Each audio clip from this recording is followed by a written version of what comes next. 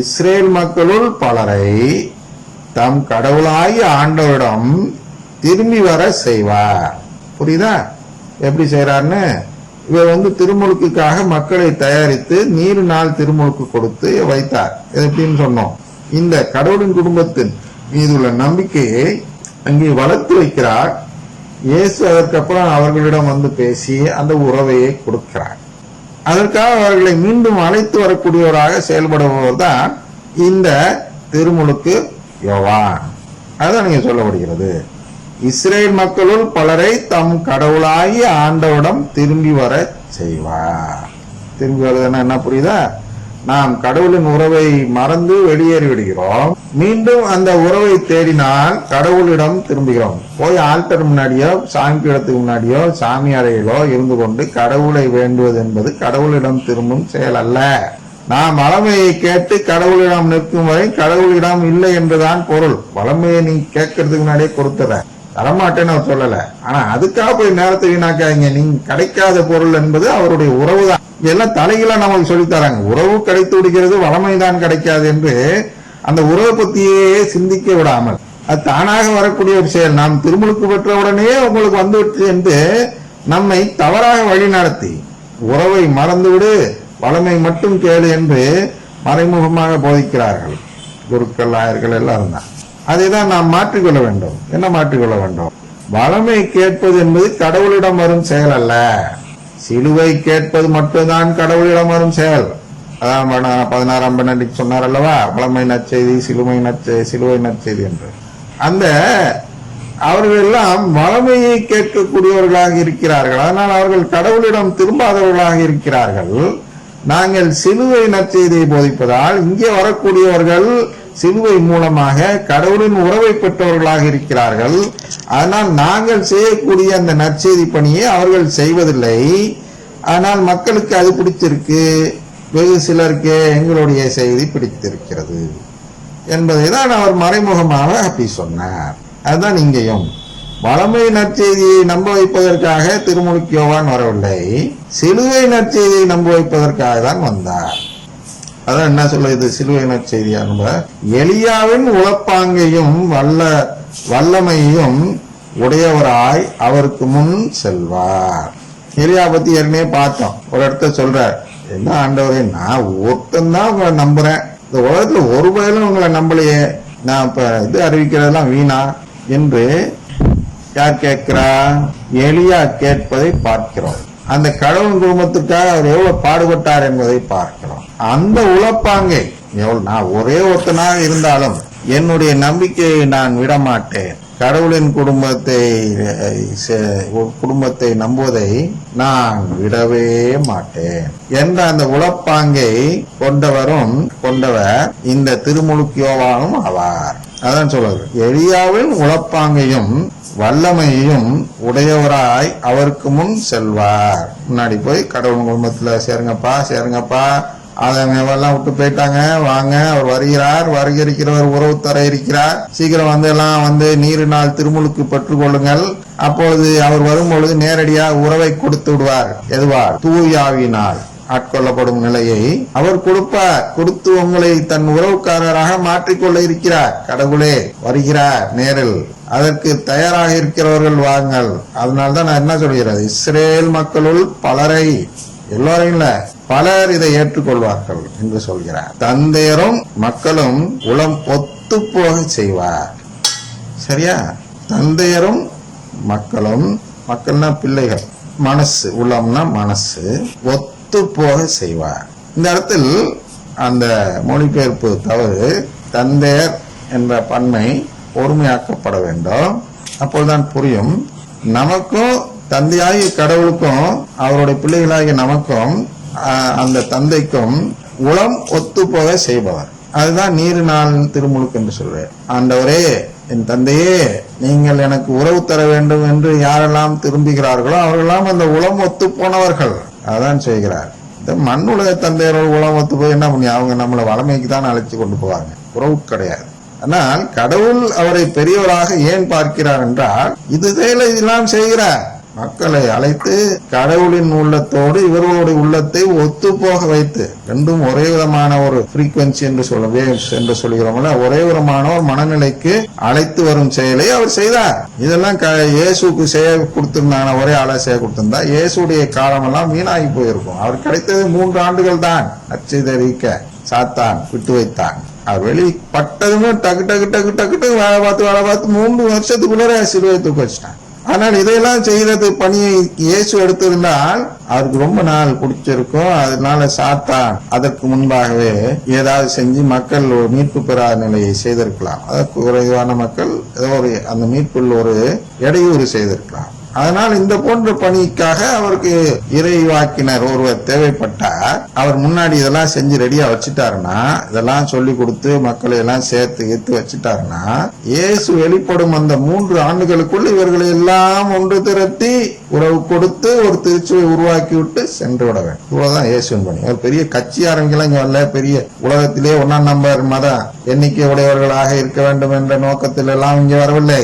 தான் வந்த திட்டத்தை இங்கே நிறைவேற்றிவிட்டு ஒரு புலிக்காரத்தை இங்கே விட்டுவிட்டு விண்ணகம் சென்றாலும், விண்ணகம்னா நற்கருணை வடிவில் சென்றாலும், இந்த புலிக்காரம் வளர்ந்து வளர்ந்து வளர்ந்து மெதுவாக வளர்ந்து வளர்ந்து வந்து உலகத்தை ஆட்கொண்டு அவர்கள் அனைவரும் இந்த உடன்படிக்கை என்ற அந்த நற்கருணையை நம்பி அவரை புசித்து கடவுளின் மறைவுடலாக மாறி கடவுளின் குடும்பத்தில் சேர வேண்டும் என்ற அந்த திட்டத்தை நிறைவேற்ற இயேசுக்கு கிடைத்திருந்த ஆண்டுகள் என்பது 3 ஆண்டுகளாகும். அதற்கு முன்பு நீ நற்செய்தி அறிவிக்க கூடாது என்று 12 வயதில் அன்னை மரியாள் அவர்கள் இயேசுவை கண்டித்து அழைத்து சென்றதை நாம் ஏற்கனவே பார்த்திருக்கிறோம். ஏனென்றால் 12 வயதில் ஆரம்பித்து விட்டால் 3 ஆண்டு என்பது 15 வயதுக்குள் இதையெல்லாம் அவர் செய்து முடிக்க முடியாது. ஆனால் உரிய காலம் வரும்பொழுது நான் சொல்லுவேன், அப்பொழுதுதான் நீ செய்ய வேண்டும் என்று 12 வயதில் சொன்ன அன்னை மரியாள் கானாவூர் கல்யாணத்தில் அவருக்கு 30 வயது ஆகிவிட்டது. சரி, இனிமேலும் ரொம்ப இழுத்தோம்னா கடவுள் நம்மள்ட்ட கோச்சிக்குவார். என்னப்பா அவன் பையன் மேல இவ்வளவு பாசத்தை காட்டி நீ பாட்டுக்கு வச்சுக்கிட்டே இருக்கிறிய, திட்டத்தை நிறைவேற்ற உடுப்பா அப்படின்னு கடவுள் சொல்வாரே என்பதற்காக கடவுளுக்கு அஞ்சியனாலும் கடவுளின் திட்டம் நிறைவேற வேண்டும் என்பதாலும் அன்னை மரியாள் அவர்கள் இயேசுக்கு சரியான வயது, அதாவது வெளிப்படுவதற்கான சரியான வயது என்பது 30 ஆண்டுகள் என்று கணித்ததால் தான் அந்த 30ஆம் ஆண்டு நடந்த திருமண விழாவில் அவரை வெளிப்படுத்துகிறார்கள். அன்று முதல் அவருடைய பணி தொடங்குகிறது. அதனால அவர் சொல்கிறார், எனக்கு இன்னும் நேரம் வரவில்லையம்மா என்று கேட்கிறார். பெண்ணே, ஆக்சுவலா பெண்ணேனா திருச்சபை, ஏன்னா அதெல்லாம் அவங்க சொல்லி வச்சிருக்காங்க 30 வருஷத்துக்குள்ள. 12 வயசுல இருந்து 30 வயசுனா எத்தனை, 18 ஆண்டுகளா? 18 ஆண்டுகளாக அன்னை மரியாள் அவர்கள் அவருக்கு பாடம் எடுத்து சொல்லிக் கொடுத்ததுதான் இதுதான், கடவுளின் குடும்பம் தான் நமக்கு முக்கியம், இதுதான் எனக்கு கபிரியேல் வானதூதர் சொல்லிக் கொடுத்திருக்கிறார். எனவே இது போன்றுதான் நீ செயல்பட வேண்டும் என்று அன்னை மரியாள் அவர்கள் இயேசுக்கு சொல்லிக் கொடுத்ததை அவர் அந்த கானாவூர் கல்யாணத்தில் சொல்கிறார். எனக்கு இன்னும் நேரம் வரவில்லை, நீ தானே சொன்னீங்க, நாங்க என் தந்தையின் இல்லத்தில் இருக்க பணி செய்ய வேண்டும் என்று நீ தானே சொன்னீங்க. அங்கேயும் சொல்ற 12 வயதுல இதே பாணிதான் இங்க சொல்ற கன்வியேஷன். நீங்க எனக்கு நேரம் வரலன்னு சொன்னீங்க, இப்போ வந்து என்ன செய்ய சொல்றீங்க அப்படிங்கறத கேட்கிறார். செய் அப்படிங்கிற மாதிரி போயிடறாங்க. சீசில அதை கண்டுக்காத செய் என்று சொல்லி இவ சொல்வது போல் செய்யுங்கள் என்று சொல்லிவிட்டு அங்கிருந்து வெளியேறி விடுகிறார். ஏனென்றால் உமக்கு நேரம் ஆரம்பித்து விட்டதப்பா, இனிமேலும் உண்மை நான் என்னுடைய பிள்ளை என்று வைத்துக் கொள்ள முடியாது. இனி நீ உலகத்திற்கே பிள்ளை, உலகத்திற்கே சகோதரர். அதனால் விரைவில் செய்ய வேண்டியதை விரைவில் செய்து முடி என்பதை போல் சொல்வது போல் அந்த பணியை, மீட்பு பணியை, அதாவது செய்தி, அந்த இவர் ஏற்கனவே தயார் செய்து வைத்திருக்கிறார். யாரு? திருமுழுக்கு யோவான். இன்னும் சொல்ல போனால் திருமுழுக்கு யோவான் தன் பணியை முடிக்கும் வரை இவர் காத்து கொண்டு இருந்தார் என்று சொல்லலாம். திருமுழுக்கு யோவான் இதையெல்லாம் தயார் செய்து வந்து ஒரு பெரும் கூட்டத்திற்கு திருமுழுக்கு கொடுத்து கொண்டிருக்கிறார் என்ற நிலையை கேட்ட பிறகு அன்னை மரியாள், சரி என் பையனுக்கு இனிமேல், என் மகனுக்கு இனிமேல் வேலை கம்மி, நேரா போகணும், யார் யார் விரும்புகிறார்களோ அவர்களுக்கெல்லாம் திருமுழுக்கு கொடுத்து தன்னோடு சேர்த்துக் கொள்ள வேண்டும். அது அடிப்படையில் நற்கருணை ஆண்டவரை கொடுத்து விட்டு சிலுவையில் பலியாகி விண்ணகம் சென்று உயிர் தெழுந்து வந்து அந்த அப்ப வடிவில் இருக்க வேண்டும் என்ற அந்த நிலை உணர்ந்த பின், அதற்கான நிலை தயாராக இருக்கிறது, திருமுழுக்கு யோவான் செய்து முடித்து விட்டார் என்பதை அறிந்த பின், அதெல்லாம் முடிப்பதற்கு 30 ஆண்டுகள் ஆயிருக்கும். நான் அந்த சைடு சொன்னது செல்ல சைடு, இந்த பணி சைடு அர்ப்பணமானவர் தானே. அன்னை மரியாளும் பெண் என்ற ஒரே வித்தியாசம் தானே தவிர மற்றபடி அவரும் நாசிராக தான் வாழ்ந்தார் என்று அவர் வரலாற்றில் பார்க்கிறோம். எனவே அவர்களுக்கு எந்த பக்கம் அதிக நாட்டம் இருந்திருக்கும் என்றால் கடவுளுக்காக பணி செய்யும் பக்கம் தான் அதிக நாட்டம் இருந்திருக்க வேண்டும். அதனால் அந்த நாட்டத்தில் அவர்கள் இயங்கிக் கொண்டே இருந்தாலும் இந்த சரியான நிலை வருவதற்கு 30 ஆண்டுகள் பிடித்திருக்கும் என்றால் இதையெல்லாம் இவர் செய்து முடிக்க வேண்டும். யாரு? திருமுழுக்கு யோவான் செய்து முடிக்க வேண்டும். என்ன? தந்தையரும் மக்களும் உளமொத்து போக செய்வார். விண்ணக தந்தையும் மன்னக மக்களும் உளமொத்து போக செய்ய வேண்டும். இது ஏசு செஞ்சுட்டு இருக்கிறதுக்கெல்லாம் நாள் பிடிக்கும். நம்மளே பாருங்க, எவ்வளவு நாளா பேசுறோம். அவர் கிடைத்த 3 ஆண்டுகளில் 1/3 பகுதிக்கு நாம் பேசி இருக்கிறோம். எத்தனை பேர் மாறி இருக்காங்க உலகத்துல? 10-15 பேருனா வளர விட்டுன்ற அளவுக்கு தான் மாறி இருப்பாங்க. இதுதான் இயேசு இதுவர் இல்லாமல் இயேசு மட்டும் செயல்பட்டிருந்தால் அப்படித்தான் நடந்திருக்கும். அது போதாது என்பதால் தான் முன்கூட்டி இவர் சொல்ல வேண்டிய செய்திகளை எல்லாம் திருமுழுக்கு யோவான் மூலமாக மக்களுக்கு தெரியப்படுத்தி அவர்களை தயார் நிலையில் வைத்திருந்தார் திருமுழுக்கு யோவான். அதனால் அவரை பெரியவராக கடவுள் பார்த்தார். அதான் என்ன சொல்லப்படுகிறது என்றால், இந்த நிலை நேர்மையாளர்களின் மனநிலையை கீழ்ப்படியாதவர்கள் பெற செய்வார். எல்லாம் பாருங்க, கீழ்ப்படியாதவர்கள், கீழ்ப்படிதல் உள்ளவன், கீழ்ப்படியாதவர் யார்? அந்த ஆதாம் ஏவாளை பார்க்கிறோம். அதன் பின் அந்த ஆதாம் ஏவாளுடைய செயல்கள் சரியென சொல்லக்கூடிய அனைவரும் அந்த கீழ்ப்படியாதவர்கள் தான் என்று பார்க்கிறோம். அது என்ன செயல்? கடவுளின் உறவை தேடாத செயல். கடவுளின் உறவை தேடாதவர்கள் அனைவரும் கடவுளுக்கு கீழ்ப்படியாதவர்கள் என்ற நிலை.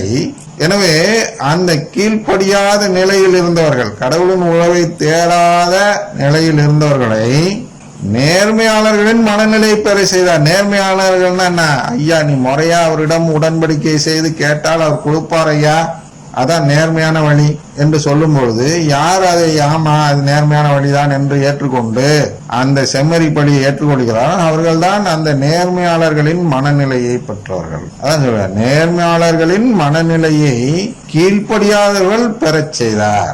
இதுதான் அவருக்கு வேண்டிய விஷயம், இயேசுக்கு வேண்டிய விஷயம். எல்லாரும் உலகத்துல எல்லா வேலையும் கீழ்ப்படியாதவனா இருக்கிறான். உலகத்துல அவர் பறக்கும் பொழுது இவங்களுக்கு போய் எவ்வளவும் சொல்லி கொடுத்து கொண்டு வரணும்னா, நான் எந்த காலத்துல செஞ்சு எந்த காலத்துல இது பண்ணி அதுக்குள்ளார சாத்தான் சோதிக்காம என்ன பண்றேன்னு யோசிச்சதுனால்தான் அவருடைய பணியை செய்ய ஒருவரை முன்னாடி அனுப்புறார். ஐயா, இதெல்லாம் நீ செய், இதெல்லாம் என்னதில்ல. ஒரு பங்கு தந்தையும் உதவி பங்கு தந்தையும் போல எல்லாம் ரெடி பண்ணி வச்சிருப்பார். உதவி பங்கு தந்தை வருவார், நேரா திருப்பலி டாடான்னு நினைச்சிட்டு அறுபாட்டு போயிட்டே இருப்பார். மத்த எல்லாம் செய்ய பணியெல்லாம் செய்யறது உதவி பங்கு தந்தை தான். அது போன்றுதான் இங்க உள்ள நிலை. இவரே போய் மக்களை பிடிச்சி மாத்தி திருத்தி எல்லாம் பண்ணிட்டு அதுக்கப்புறம் அவர்களுக்கு உறவை கொடுப்பது, அப்புறம் நற்கருணை நம்ப வைப்பது, சிலுவையில் சாவது, இதெல்லாம் செய்யணும்னா அவர்களுக்கு ஏறக்குறைய ஒரு 12 ஆண்டுகளாவது ஒருவருக்கு பிடித்திருக்கும்.